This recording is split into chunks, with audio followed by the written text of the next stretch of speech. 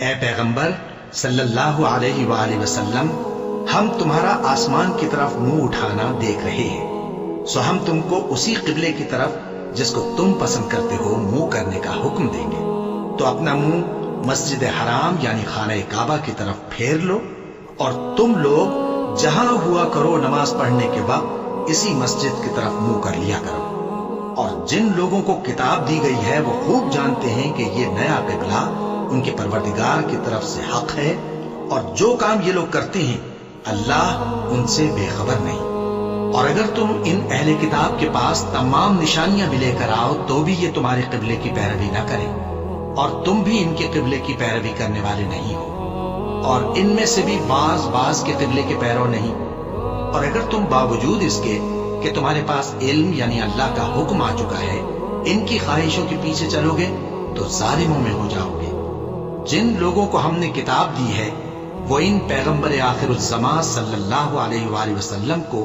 اس طرح پہچانتے ہیں جس طرح اپنے بیٹوں کو پہچانا کرتے ہیں، مگر ایک فریق ان میں سے سچی بات کو جان بوجھ کر چھپا رہا ہے۔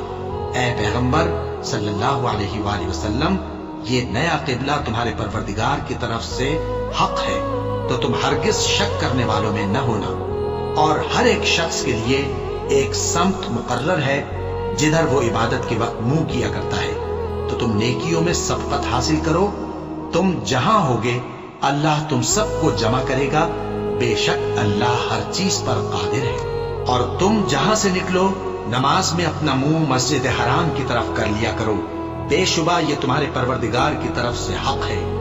اور تم لوگ جو کچھ کرتے ہو اللہ اس سے بے خبر نہیں۔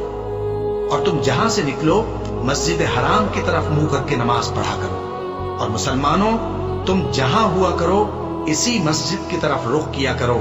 یہ تاکید اس لیے کی گئی ہے کہ لوگ تم کو کسی طرح کا الزام نہ دے سکیں، مگر ان میں سے جو ظالم ہیں وہ الزام دے تو دے،